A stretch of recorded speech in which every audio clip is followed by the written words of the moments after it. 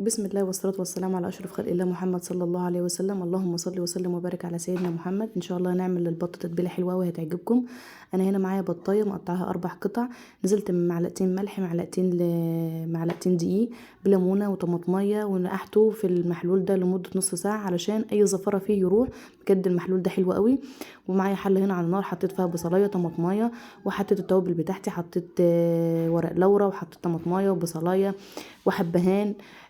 وطبعا اتمنى يا جماعه الناس اللي بتشاهدني ال30 او ال40 اللي بيشاهدوني على اليوتيوب، اتمنى يا جماعه ان انتوا تكتبوا لي تعليق حلو كده يشجعني، علشان انتوا عارفين التعليق هو اللي بيرفع الفيديو، وانا فعلا القناه ساقطه خالص خالص يا جماعه. نزلت هنا بالبطايه بتاعتي، وهبدا بقى اشيل الريم، لان طبعا انتوا عارفين ان الريم بيعمل زفاره. وبجد يا جماعه ما تنسونيش يعني في اللايك، بجد يا جماعه الحاجات دي بتفرق والله العظيم قوي. معايا هنا، حطيت هنا معايا طماطميه مبشوره، وهنزل بمعلقتين لبن، وممكن زبادي، ونص كمون، ونص كزبره، ونص فلفل اسود.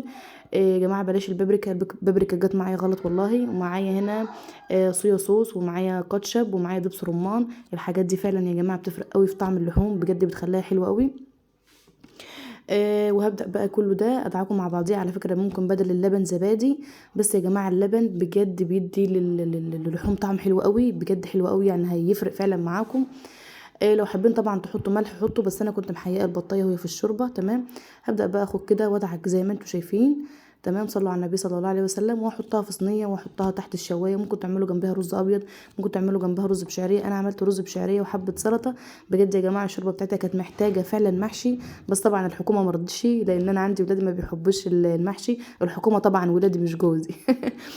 فصلوا على النبي صلى الله عليه وسلم. بجد يا جماعه، بجد اتمنى من كل قلبي ان انتوا فعلا تشتركوا لي في القناه لو ما اشتركتوش.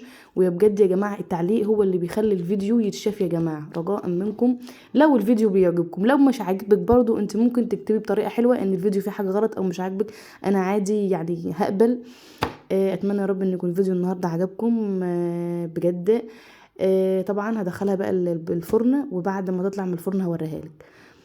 وكده خلاص كنت دخلتها الفرن زي ما انتوا شايفين ماشي، وطلعت اهي. تمام. وعملت جنبيها رز بشعريه زي ما انا قلت لكم.